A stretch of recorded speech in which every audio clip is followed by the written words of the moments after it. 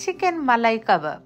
Chicken মালাই কাবাব অসাধারণ হয় খেতে যদি ভালো করে মালাই মেখে তৈরি করা যায়। তাহলে আজকে আমি চিকেন মালাই কাবাব রেসিপি নিয়ে হাজির হয়ে গেলাম। বিসমিল্লাহির রহমানির রহিম। হ্যালো এভরিওয়ান, আসসালামু আলাইকুম। আজকে আমি খুব সহজভাবে আপনাদের সাথে শেয়ার করব চিকেন মালাই কাবাব কিভাবে তৈরি করব। আর এভাবে যদি ঘরে বসে তৈরি করে নেওয়া যায় তাহলে রেস্টুরেন্টে গিয়ে এত দাম দিয়ে চিকেন মালাই কাবাব খাবারের কি দরকার। তাহলে আসুন আজকে রেসিপিটি আপনাদের সাথে খুব সহজ করে শেয়ার করি যাতে আপনারা ইজিলি ঘরে এভাবে তৈরি করে নিতে পারেন। আর আমি তো ওয়েল রান করে করেছি, আপনারা যদি চান যে যেভাবে পছন্দ করেন একটু কম ফ্রাই করা সেটাও করতে পারেন। এখানে আমি চিকেন ব্রেস্ট কিউব করে কেটে নিয়েছি, দিয়ে দিয়েছি একটু স্টিকের মশলা, এখন দিয়ে দিলাম একটু ঝাল মরিচের গুঁড়া, আর একটু দিয়ে দিলাম কাবাব মশলা, আর একটু সামান্য দিয়ে দিলাম টক দই। এটাকে আমি ওভারনাইট ম্যারিনেট করে রেখে দেব ফ্রিজে। নেক্সট ডেতে আমি কাবাব তৈরি করব। এটা আমি নেক্সট ডেতে এটা বাহির করে নিয়েছি।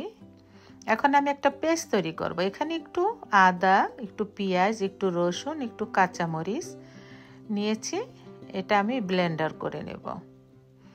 আর সাথে দিয়ে দিছি আবারও সামান্য একটু টক দই। আর এখন এর ভিতরে দিয়ে দিব ক্রিম। আমি একটু হেভি হুইপ ক্রিম দিয়ে দিচ্ছি, যেহেতু এটা মালাই কাবাব, এটা একটু মালাই মালাই শাহি ভাব আসতে হবে। এখানে দিয়ে দিলাম আরও সামান্য একটু চিনি।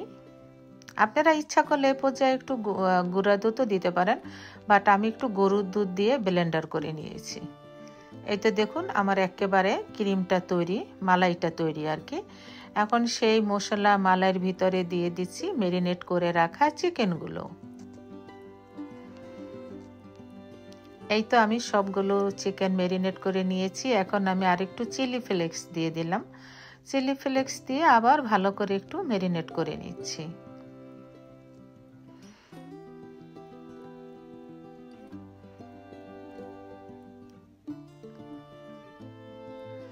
আর আমি যে মশলাটা করেছিলাম ব্লেন্ডার, সেখানে একটু কাঠবাদামও ছিল, ভুলে গেছিলাম বলতে।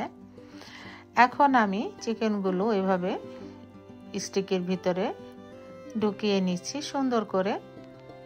আর একটু চেষ্টা করবেন চিকেনটা যাতে একটু সুন্দর একই মাপের পাতলা পাতলা করে একটু কাটা হয়, আবার একেবারে পাতলা না, তাহলে ভাজতে আর কি সুবিধা হবে। এটা আপনারা গ্রিলও করতে পারেন, এয়ার ফ্রাইতে, তারপরে ওভেনে, বাট আমি এটা আজকে ফ্রাই প্যান আর কি ফ্রাই করে নেব।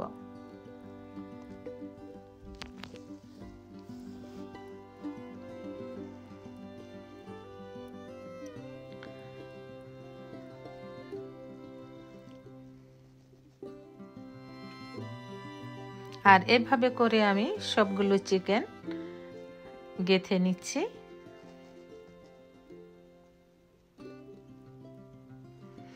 আর এই মালাই কাবাবটা আপনারা নান রুটির সাথে, পরোটার সাথে, যে কোনো কিছুর সাথেই খেতে পারেন, খুবই মজা হয় খেতে আলহামদুলিল্লাহ।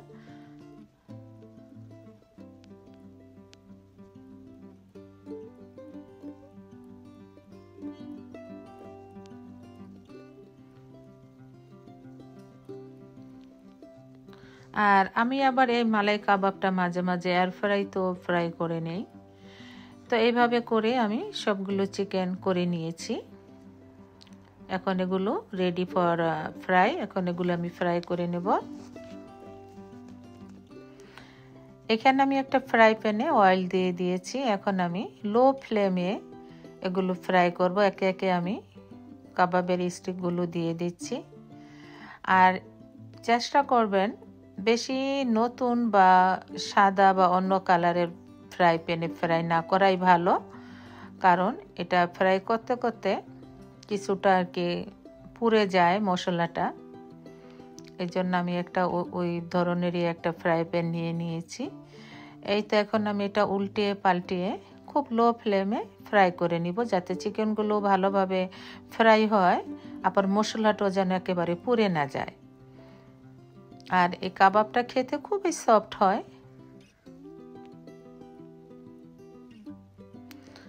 আর এই মালাই কাবাবটা এমনভাবে ফ্রাই করতে হবে যাতে জুইসি ভাবটা থাকে কিন্তু কুক হয়ে যাবে। এভাবে আমি উল্টিয়ে পাল্টে 4 ও 5টা ফ্রাই করে নিয়েছি, সুন্দর মতন ফ্রাই হয়ে গেছে। এই তো দেখুন আমার কাবাবটা একেবারেই সুন্দর একটা কালারও চলে আসছে, কুক হয়ে গেছে। এখন এগুলো আমি তুলে নিব।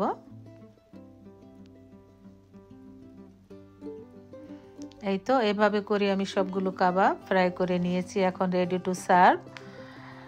আর এভাবে আপনারা কাবাবটা তৈরি করে নিতে পারেন, যে কোনো সস দিয়ে এটা সার্ভ করতে পারেন। কেমন হলো আমার চিকেন মালাই কাবাব রেসিপি অবশ্যই কমেন্ট করে জানাতে ভুলবেন না কিন্তু। তাহলে আজকে এই পর্যন্তই, আবার হাজির হয়ে যাব নতুন কোনো রেসিপি বা ব্লগ নিয়ে ইনশাআল্লাহ। আল্লাহ হাফেজ।